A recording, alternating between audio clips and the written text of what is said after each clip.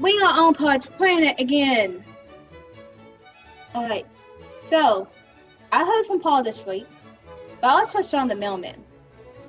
Before church started and before we transferred to all the way to Bible Planet. Okay? So, here's the deal. The mailman, laid a box down over there. And I think he said it was for MJ this time. What do y'all think? I think it's for her because Paul called me and told me who it was for. Okay. Alright, so Paul called Allie, and MJ, you're really throwing off about this, aren't you? Okay, so last week Allie had though, and then this week Miss MJ had though. Okay, so we don't ever know who's going to be written though. So MJ, do you want to go get that mailbox over there? Alright. And then if you want the sister to read the mail, that's fine. Cousin. Well, I like sisters, right? No, not at all. Okay. Yeah, they'll probably fight like brothers and sisters. Alright. They fight like brothers and sisters? Sisters? Yeah. Okay, My so cousin's sister, so yeah. this is for MJ. And, Alright, read it. dear friend, I am back this week and I have told Miss Tamara about my adventures for the week. Let me just restart. Yes, restart. Dear friend, I am back this week. I have told Miss Tamara about my adventures for the week. This week I met a new friend that I call King Joe, also known as King Josephat. Miss Tamara will tell you about my new friend, your friend Paul the Alien. P.S.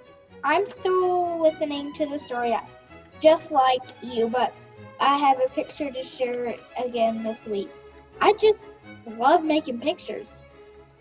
I kind of figured that he loved making pictures because he makes one for us every week. I know, but I think it helps out on the story, right?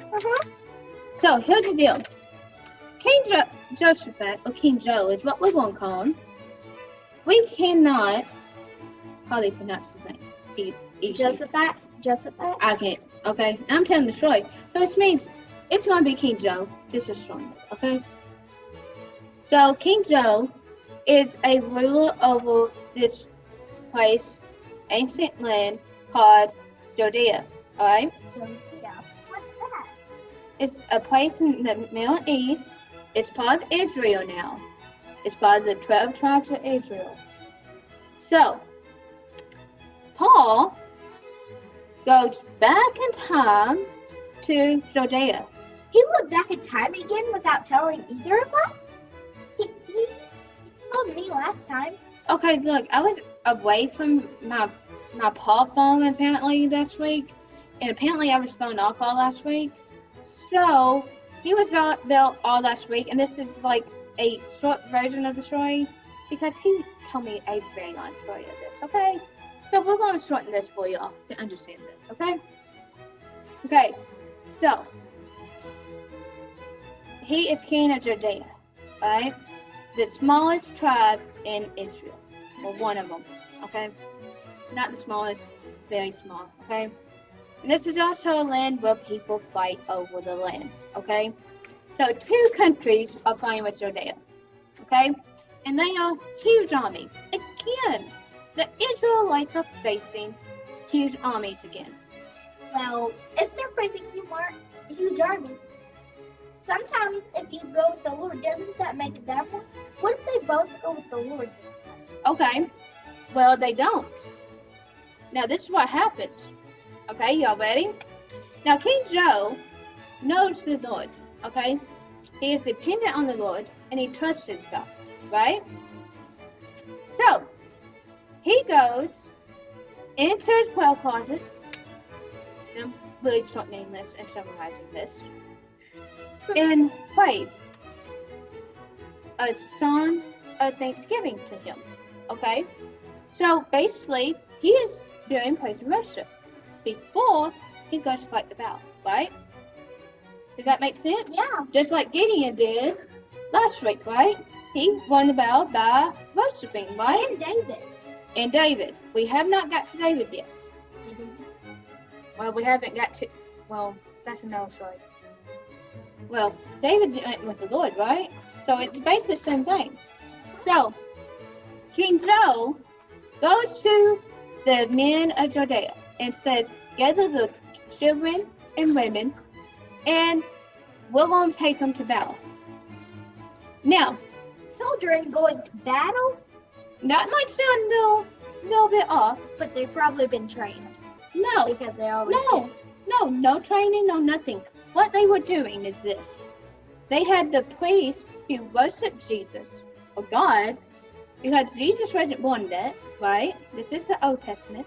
So God, they let the priest who worshiped God, primarily and interceded for them, go first. Just like Joshua with the wall of Jericho. Okay?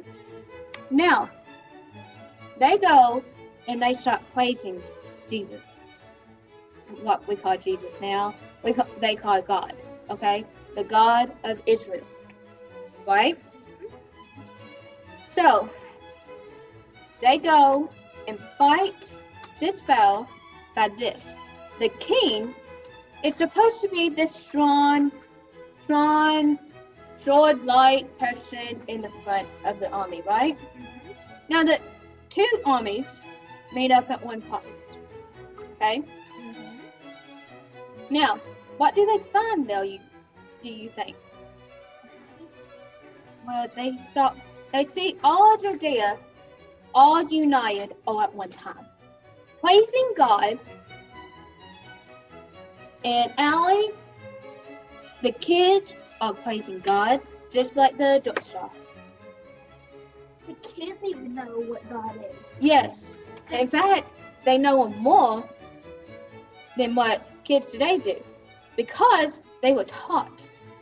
They were taught the culture, okay, by speaking down to generations to generation.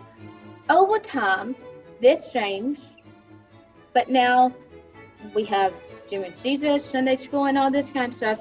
Now we tell it to you, right? So basically, we are almost passing this torch down to y'all, right? Now, with that being said, the king himself, you know how Allie demonstrated to get down on the ground and bow before God, right, last week? That's what they saw the king doing. Now, you would totally think that this bow would totally be a message for the Judeans, right? I hope that is actually the right terminology, okay? Judean? Yeah. Yeah, okay. I had to actually double check that one. Okay. So, I can see this happening. The people, the army, going to see this, okay? And let me tell you something. They don't fight. They praise before they go fight. Now, let me tell you something. When you do that, when you fight by praising God in the waiting, this is a lesson for later in their lives. Might not be for now, but in later, keep this in mind. God is always there no matter what. Okay? Even in the waiting, even in the doorway, You're never alone. they're never alone. And King Joe knew this. So when he bowed before his enemies, guess what happened? He won. He won because God moved that day. The armies that came against him demolished. It was 4 days of hovering everything that the enemy had for themselves. So that's 2 countries who lost everything. And then they won that. And then they got another country. No, they just kept everything that they had there. They took their plunger and they divided it out for the palace, what they wanted, and the people that what they wanted. And the moral story is, even in the writing, there is a blessing.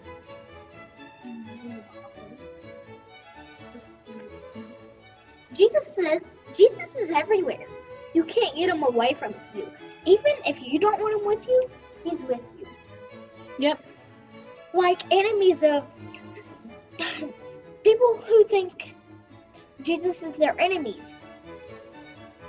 People who think that Jesus still loves them and takes care of them. Yes. But when they go up against God people, though, Ellie, God uses them to make a point across, to say that He is God, and I will not be overtaken. Okay? So don't get twisted. So whenever you're doing something right for God, and someone comes up at you, guess what? They line up against God, not you specifically.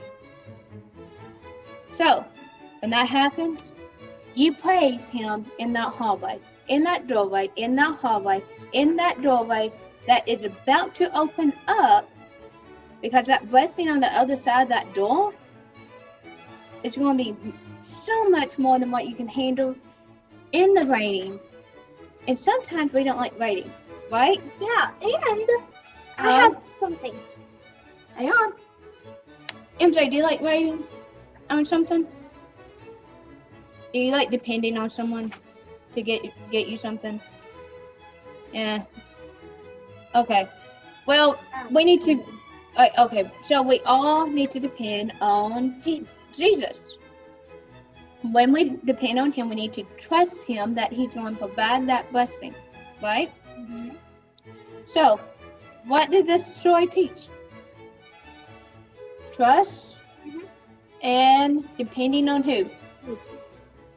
Oh, and the love for Jesus is an open door. It never closes. Exactly. So, even in the rain, if you mess up, guess what? The door's still open. Yep. Yes, pretty much. So, here's the deal. I think Paul has a picture for you this week. I think it's pretty fun. And he actually gave me a sneak peek. So, do y'all want to see it? I can't hear you. Yes? You actually spoke him today. You got as shy as Paul. I had to forcefully ask Paul his story whenever he called me. So, how about this? We go and see Paul's painting. What do you think? Paul, are you ready? Okay, Paul's right here. I think he said he was ready, right? Well, almost. Yeah. He said maybe. Maybe. Paul, I'm pretty for sure it's perfect from where I saw it earlier. Okay.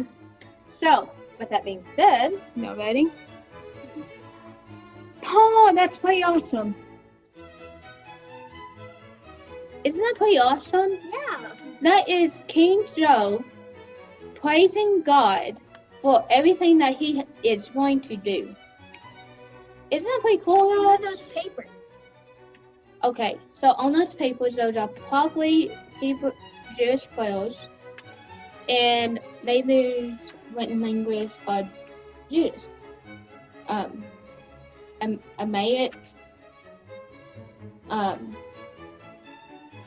language, okay?